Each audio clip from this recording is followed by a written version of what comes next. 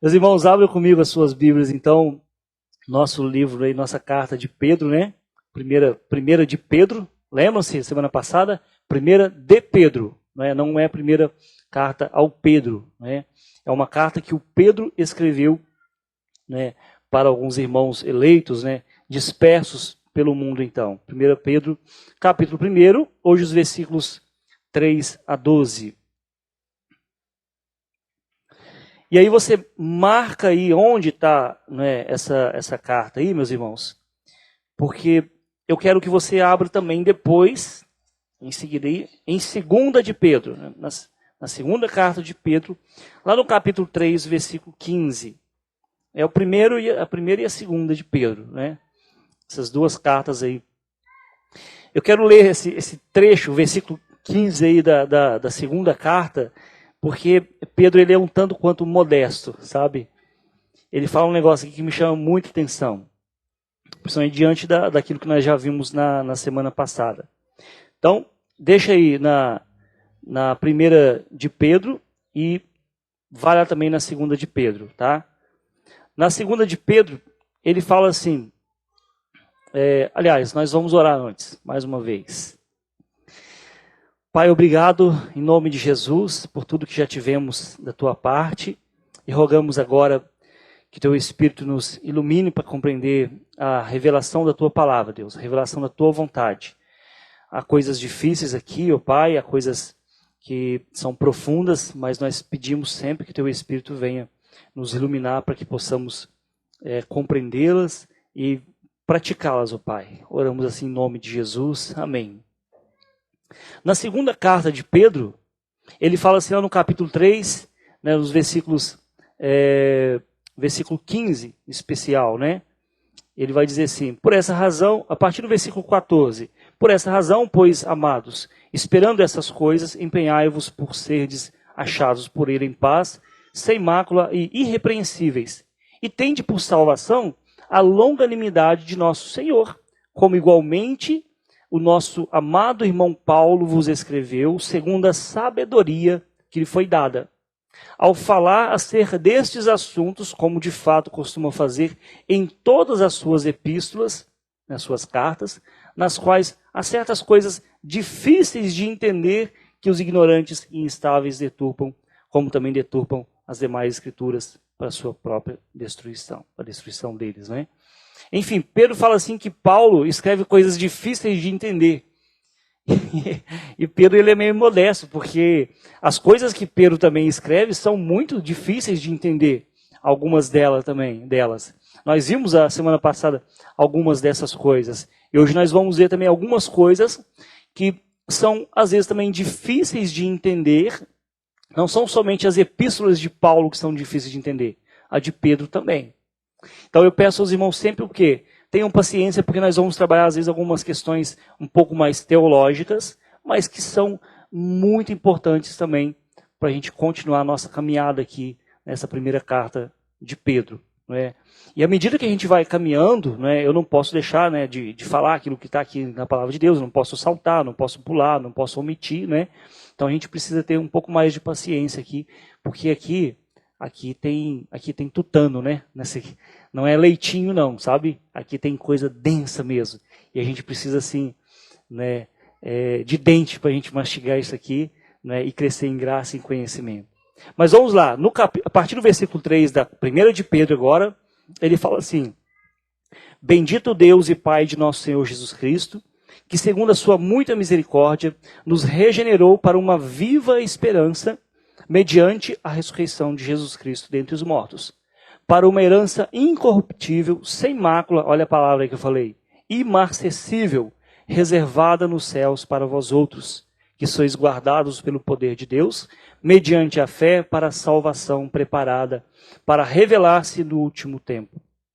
Nisto exultais, embora no presente, por breve tempo, se necessário, sejais contristados por várias provações, para que, uma vez confirmado o valor da vossa fé, muito mais precioso do que ouro perecível, mesmo apurado por fogo, redunde em louvor, glória e honra na revelação de Jesus Cristo. A quem não havendo visto, a mais, no qual não vendo agora, mas crendo, exultais com alegria indizível e cheia de glória, obtendo o fim da vossa fé, a salvação da vossa alma. Foi a respeito dessa salvação que os profetas indagaram e inquiriram, os quais profetizaram acerca da graça a vós outros destinada, investigando atentamente qual a ocasião ou quais as circunstâncias oportunas, indicadas pelo Espírito de Cristo que neles estava, ao dar de antemão testemunho sobre os sofrimentos referentes a Cristo e sobre as glórias que os seguiriam. A eles foi revelado que não para si mesmos, mas para vós outros ministravam as coisas que agora vos foram anunciadas por aqueles que, pelo Espírito Santo enviado do céu, vos pregaram o Evangelho, coisas essas que os anjos anelam perscrutar. Coisas essas que os anjos anelam perscrutar. A palavra perscrutar aqui ela tem o sentido de que os anjos eles ficam investigando assim, eles querem saber. Mas Deus revelou para nós. Então quando as pessoas falam assim, nossa, eu estou vendo um anjo aqui, não está vendo nada demais. Né? A gente está vendo a palavra de Deus. Né? A gente está vendo a palavra de Deus. Então Pedro aqui, meus irmãos, ele vai falar de coisas profundas. Mas antes eu quero fazer uma breve pergunta para você ir meditando à medida que a gente vai falando aqui. O quanto o passado e o futuro determinam o seu presente? O quanto o passado e o futuro determinam o seu viver hoje, né? O seu presente, diante das muitas situações que você possivelmente está vivendo, né? E ainda viverá. Pedro, ele intercala várias vezes, inúmeras vezes, o que aconteceu no passado com eventos depois futuros, para que tenhamos segurança no presente. E esse exercício ele é muito importante porque há muitas pessoas, meus irmãos, nós sabemos disso, às vezes nós mesmos, pautamos as nossas vidas somente por aquilo que está acontecendo no momento. Mas Pedro vem nos alertar e trazer questões do passado, também do futuro, justamente para que tenhamos segurança hoje. Para que não venhamos viver pautado, né, somente naquilo que estamos passando no momento.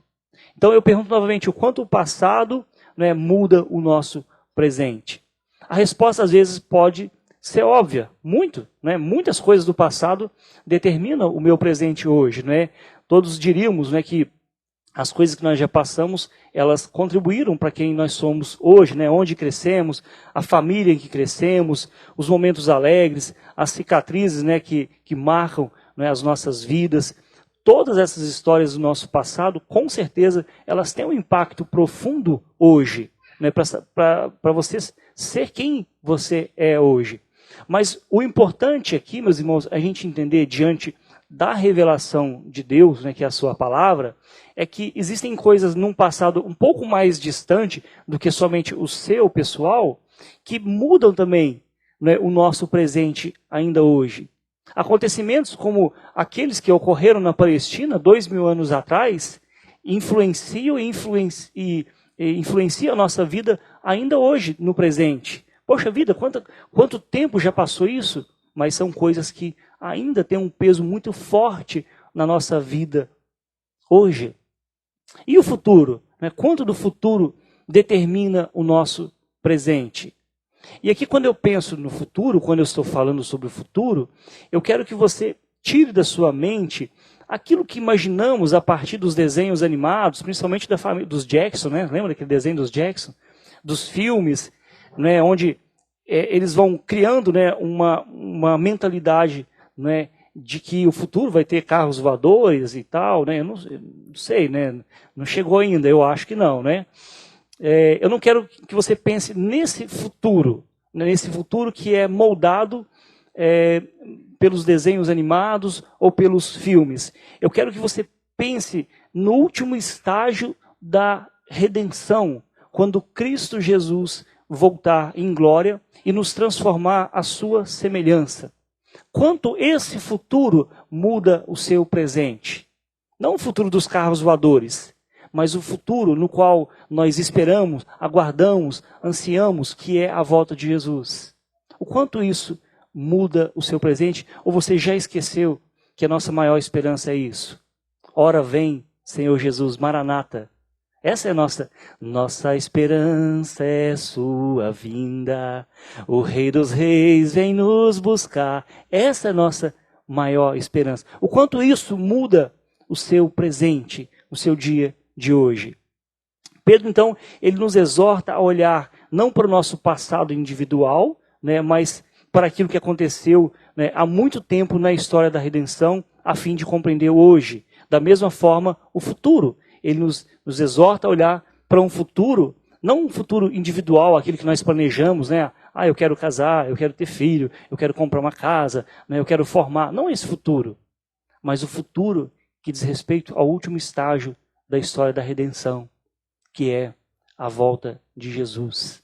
Pedro está nos exortando a pensar como que isso, passado e futuro, nos traz segurança ainda hoje.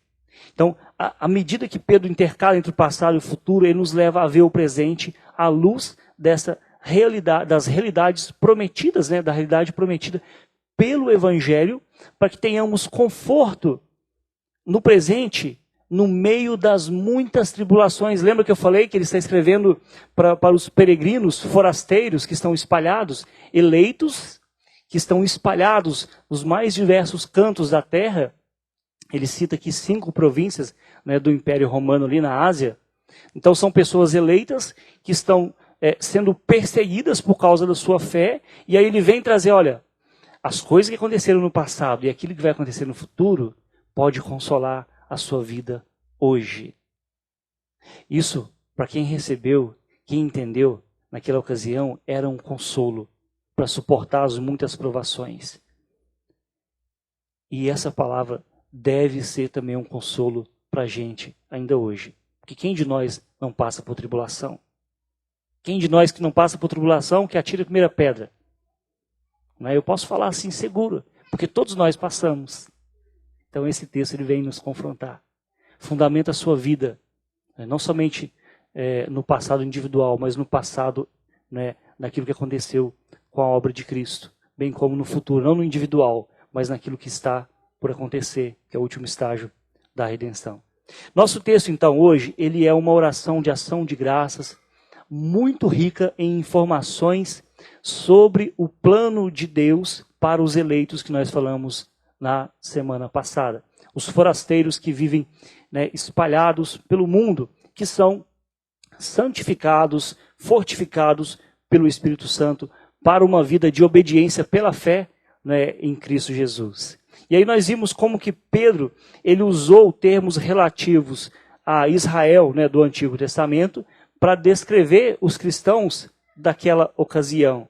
E isso deixava claro que a igreja é o povo de Deus, não é mais aquele povo lá do Antigo Testamento. Sim, eles também, não é? Mas nós somos a continuação desse plano de Deus, porém vivendo agora sob uma nova aliança, selada pelo sangue de Jesus. Hoje, inclusive, nós vamos celebrar essa aliança aqui com a ceia do Senhor. Mas Pedro agora, ele nos chama a atenção para uma nova vida que nos foi dada, o Salvador Jesus Cristo, nos regenerou para uma esperança que, além de toda e qualquer, da própria morte, que nos dá uma viva esperança, conforme os versículos 3 e 4. É por isso que ela é uma viva esperança. Existe esperança que não é viva? Sim. Toda esperança que você tem, que não é baseada, fundamentada em Cristo Jesus, que, né, vai fundamentada em Cristo Jesus, que ela é viva. Na unidade desta obra, em nós, né, para a salvação, que é uma herança incorruptível. Né? Qual que é a finalidade? Recebemos, geração é isso. Recebemos. Pedro diz que resulta desse conjunto de bênçãos. É um conjunto de bênçãos. O fato de que fomos eleitos, o fato de que fomos regenerados para uma viva esperança, fomos regenerados para uma herança incorruptível, que se resume na salvação. Por causa disso, desse conjunto de bênçãos, né, nós somos exultantes, nós estamos exultando, nós estamos alegrando, soltando fogos, pelo menos deveria ser. Né? Soltarmos fogos, festejarmos, porque nós somos eleitos, regenerados para uma herança incorruptível, né? Para uma viva esperança, ainda que, ele vai dizer, no presente, se necessário, sejamos contristados por várias provações que vão confirmar a nossa fé. As provações têm esse propósito. Elas vão confirmar a nossa fé. Né? Ou seja, é nos momentos de lutas que a nossa fé é forjada, lapidada, trabalhada. É nesses momentos. Por que a gente pega peso na academia? Não é porque é gostoso. É para crescer os músculos. Por que a gente passa pelas provas, mesmo sendo filhos de Deus? É para forjar a nossa fé. Para fortificar a nossa fé. Para a nossa fé crescer mais e mais. É por isso que Deus permite que passemos por várias tribulações. E essa fé ela é demonstrada pelo fato de que nós não vimos Cristo, ele disse, né? Nós não vimos Cristo, os irmãos também, a quem Pedro escreve, também não viram, porque ele escreve por volta do ano 62 depois de Cristo, naquele período de intensas perseguições, especialmente por causa de Nero, né? O imperador Nero que botou fogo em Roma e culpou os cristãos. Então ele está escrevendo nesse período. E esses irmãos, eles não viram Cristo, né, bem como não estavam vendo no atual momento. Né? No entanto, eles se alegravam, eles se exultavam. Né? Por quê? Porque essa alegria não se comparava a nada aquilo que eles estavam passando no momento. A alegria da salvação. E olha que eles estavam passando.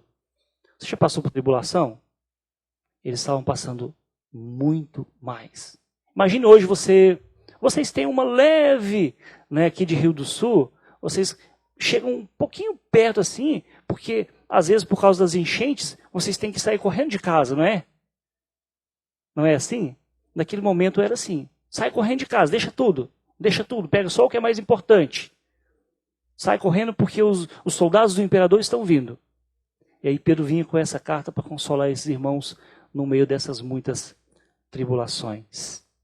Nós vamos ver algumas coisas importantes aqui então nessa carta, pensando no motivo de termos nascido de novo. E essa expressão nascer de novo, ela está dentro da palavra aqui, termos sido regenerados. Pelo fato de termos sido regenerados, ou seja, qual que é o motivo de nascermos de novo? Qual que é o motivo de sermos regenerados? Em primeiro lugar, nós nascemos de novo, ou fomos regenerados para uma viva esperança. É o que está no versículo 3 aí. Bendito Deus e Pai de nosso Senhor Jesus Cristo, que segundo a sua muita misericórdia, nos regenerou para uma viva esperança, mediante a ressurreição de Jesus Cristo dentre os mortos. Ao longo dessa carta, na carta de Pedro, né, ele encoraja seus leitores a terem uma esperança, porque a esperança se baseia numa fé viva em Jesus Cristo. Né? Essa é a tônica, né, de Pedro. E ela se caracteriza, essa esperança, essa fé, ela caracteriza o crente que espera pacientemente a salvação prometida a Deus, né, de Deus para o seu povo. E aí tem um autor chamado Kistemaker, que ele vai dizer que essa esperança é uma esperança disciplinada, porque ela não vacila. Afinal de contas, ela é baseada no fato de que nós cremos que Jesus ressuscitou. E se Jesus ressuscitou, a nossa esperança, não é, ela é viva. E aí, olhando primeiro para o passado, Pedro vê a muita misericórdia de Deus, conforme ele diz aqui no versículo 3, né, Deus e Pai de nosso Senhor Jesus Cristo, que nos regenerou, ou seja, nos fez nascer de novo. E aqui essa expressão nascer de novo que eu estou colocando no lugar de regenerou, é a mesma que Jesus disse lá em João capítulo 3, versículo 3, quando ele fala assim, em verdade te digo, se alguém não nascer de novo, não pode ver o reino dos céus. Ou seja, Jesus estabelece aqui o requisito para entrar no seu reino. Devemos nascer de novo. Né? Não é esse nascimento físico, né? Jesus explicou ali para Nicodemos, mas é um nascimento espiritual. Não é? E Pedro entende que Deus cumpriu nesses irmãos essa promessa, né, de nascimento de novo, porque Deus havia regenerado eles. Quando a gente fala regenerou, para você ter uma noção do que nós estamos falando assim de forma mais clara, quando a pessoa morre, ela passa por um processo de degeneração. Ela vai se degenerando. Né? Não tem vida, o corpo vai se degenerando. É a semelhança de Lázaro, que já estava cheirando mal há 4 dias. Mas quando a pessoa ressuscita, ela passa um processo de regeneração. aquilo que estava entrando no processo de putrefação começa a ganhar vida. Não é? Ou seja, está sendo regenerado. Imagina um órgão que se regenera. A ideia é justamente isso. Nós somos regenerados, temos uma nova vida. E aqui a gramática aponta para uma ação definitiva no passado que tem efeitos ainda hoje. A ação de Deus no passado tem efeitos ainda hoje.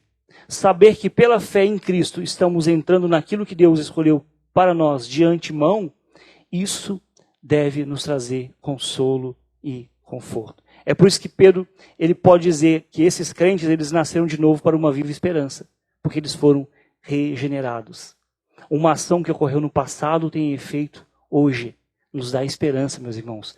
Consola os nossos corações. Como cristãos que passavam, né, por inúmeras tribulações, sejam perseguições, no caso do Estado romano, naquele contexto, ou as privações que esse mundo, né, naturalmente, às vezes, nos impõe, ouvir isso era era música para os ouvidos deles. Saber que nós temos uma viva esperança. Saber que nada nesse mundo, por mais difícil que pode ser, e há coisas difíceis, né? Há perseguições, nós vimos semana passada, e há também privações. Há perseguições e há privações. É por isso que ele vai dizer, nisso exultais, embora no presente, versículo 6, por breve tempo, se necessário, sejais contristados por várias provações. Essas provações vêm de inúmeras formas. É na família, é no trabalho, é na vizinhança, é na igreja. A gente tem provação em todo lugar. Porque todo lugar que tem ser humano, nós estamos passíveis, né, de passar por isso. É interessante que Paulo aborda também esse tema na sua segunda carta aos Coríntios, no capítulo 4, dizendo assim, por isso não desanimamos, pelo contrário, mesmo que o nosso homem exterior se corrompa, contudo o nosso homem interior se renova de dia em dia. Porque a nossa leve e momentânea tribulação produz para nós eterno peso de glória acima de toda comparação. Não atentando nós nas coisas que se veem, porque nós focamos, né? Quando nós pautamos a nossa vida somente pelo presente, aquilo que nós estamos passando, nós meio que cegamos, esquecemos tudo que aconteceu no passado e perdemos a esperança do futuro.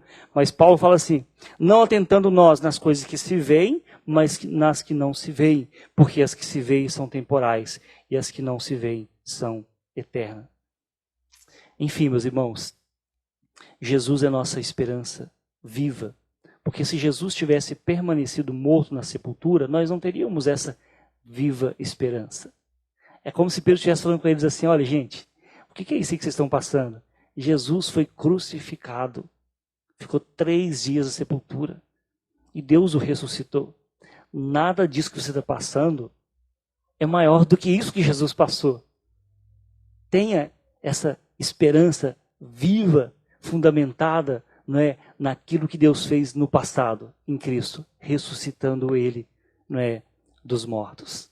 Mas o novo nascimento, isto é, a regeneração, ele nos direciona não somente para essa viva esperança, mas também para uma herança incorruptível, né, no versículo 4. Para uma herança incorruptível, sem mácula, imarcessível, reservada nos céus para vós outros. Meus irmãos, quem de nós não gostaria de saber que é o herdeiro de alguma fortuna? Quem de nós? Imagina você recebe um e-mail, uma mensagem, dizendo assim, o seu nome consta aqui no testamento da Rainha Elizabeth, e uma quantia X vai ser depositada na sua conta. Já imaginou? Não é? Você já ficou pensando aí, né? Poxa vida, será que o pastor está profetizando para mim? Né? Quem não gostaria disso? Mas eu preciso te informar, meus irmãos, que por mais que seja assustadora a quantia, imagina, né? De repente recebeu um Pix, vocês têm, né, notificação no WhatsApp assim? Pix, né? Recebido, geralmente é só Pix que foi, né? O recebido são poucos, né? As notificações.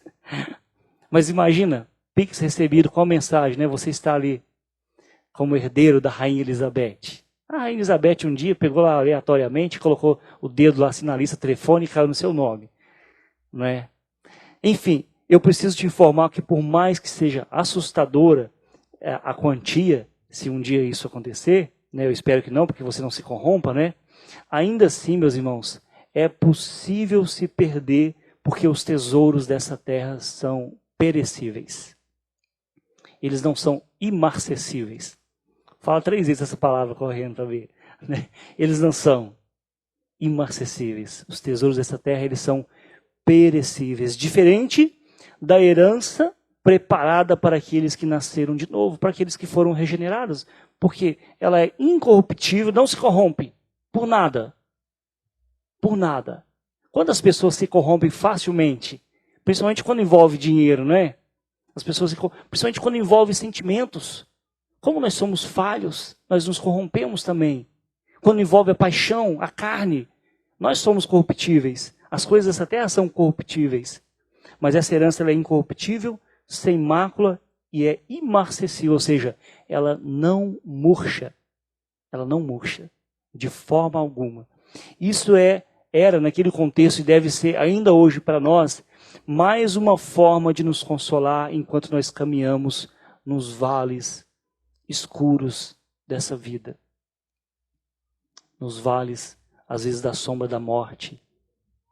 Nos vales, né, das dificuldades na família, conjugal, no trabalho, nos vales da doença. Isso deve ser um consolo para nós, assim como foi para aqueles irmãos. Mas de onde Pedro tira esse tema herança e traz aqui para a gente? De onde que Pedro traz essa sacada?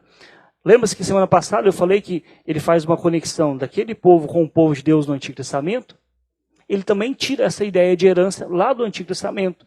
E aí, né, esse tema, a gente deve, quando a gente fala de herança no Antigo Testamento, a gente deve ter em mente alguns aspectos importantes para pensar sobre isso.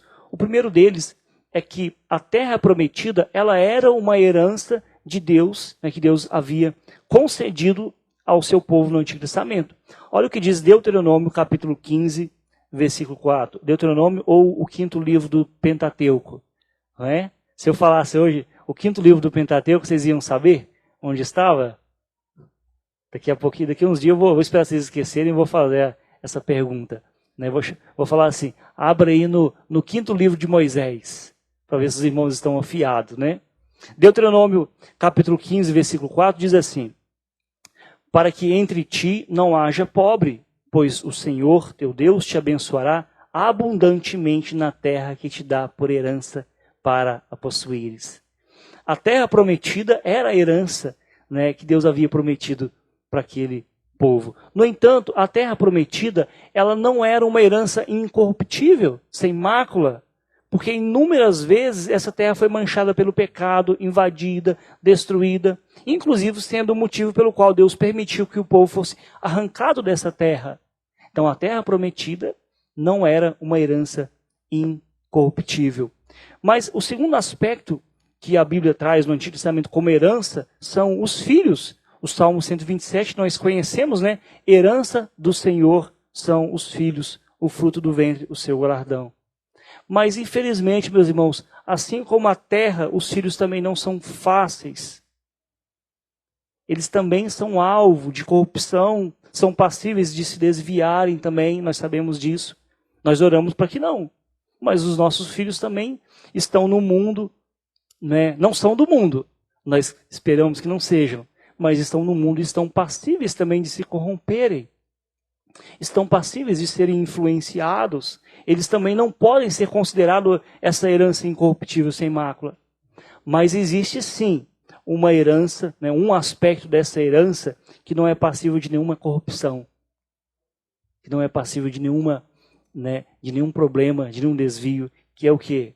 O Senhor. O Salmo 16, versículo 15, versículo 5, que nós lemos, ele diz o quê? O Senhor é a porção da minha herança e o meu cálice. Tu és o arrimo da minha sorte. O Senhor é a porção da minha herança. Esse aspecto da herança que Pedro tinha em mente ao escrever para esses irmãos, pensando numa herança incorruptível.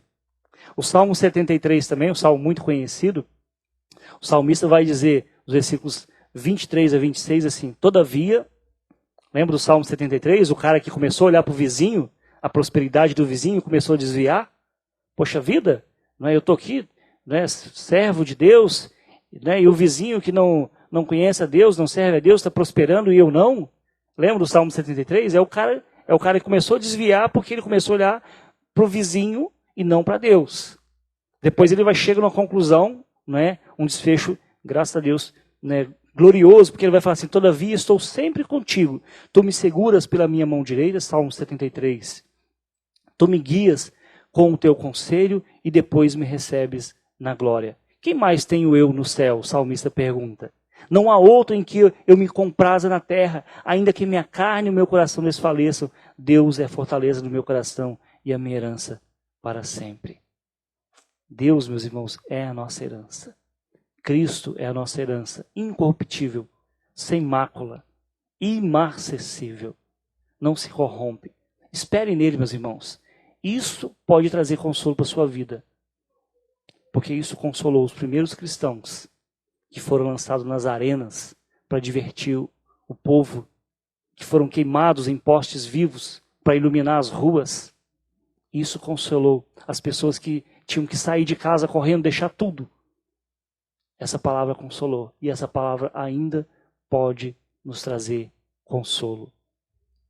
E por último, meus irmãos, né, como um clímax de um enredo, né, nós somos regenerados, nascemos de novo para a salvação. O versículo 5 ele vai dizer, né, que sois guardados pelo poder de Deus mediante a fé para a salvação, para revelar-se no último dia, né, no último tempo. Já falamos da regeneração como uma viva esperança, né, para uma herança incorruptível, porém a regeneração aponta também para a salvação, conforme o versículo 5. Tudo isso deve culminar na salvação e nos dar segurança, nos dar conforto, edificar as nossas vidas. Não espere mais nada em Deus, meus irmãos.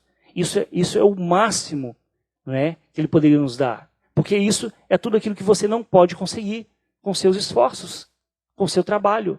A gente pode, com o nosso trabalho, né, com a inteligência que Deus nos dá, conseguir muitas coisas. Mas isso que Deus nos dá, você não pode. Por mais bonito e capaz que você seja. Quem que é a pessoa mais inteligente do mundo? Fulano de tal. Não pode obter a salvação pela sua inteligência. Quem que é o mais rico do mundo? Fulano de tal. Ele não pode obter a salvação por sua inteligência. A salvação é pela graça.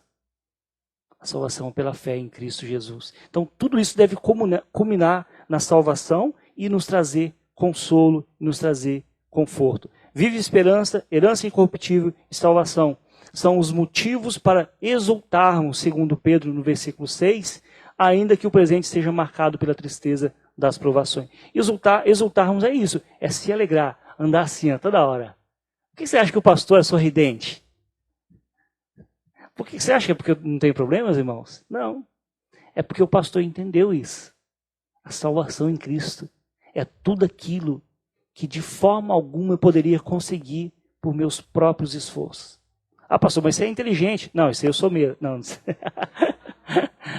Sou nada, meus irmãos. Eu sou um miserável, dependente da graça de Deus. Ai de mim, se a salvação não fosse pela graça. Ai de mim. É por isso que eu estou exultando, sorridente, alegre, cantando. É por causa dessa salvação.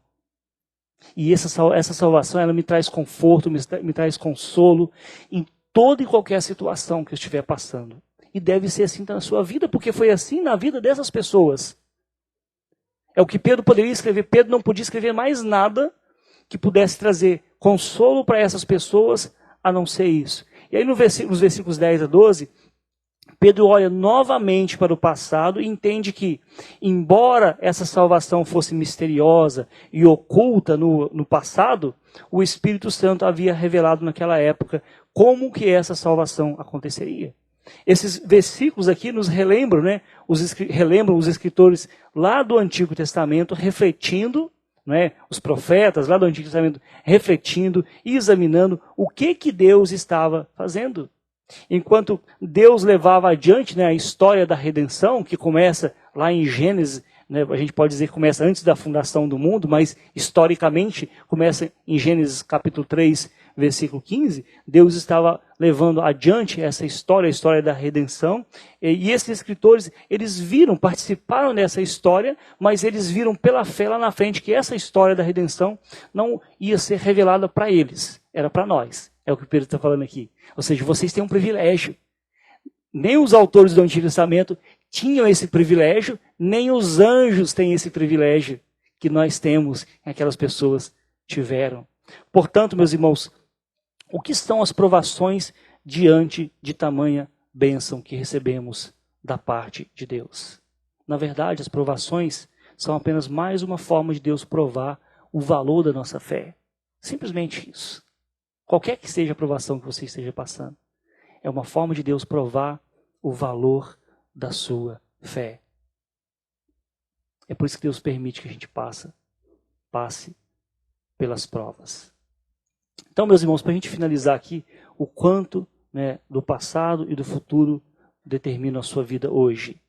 O passado, quando Cristo morreu e ressuscitou, pelo poder do Espírito Santo, e o futuro, que é a nossa maior esperança, né, a sua volta, o seu retorno, onde Ele vai nos transformar em glória, como o seu corpo incorruptível. O quanto disso interfere, direciona a sua vida hoje. Pare de se desesperar, meus irmãos. Você não é a última bolacha do pacote.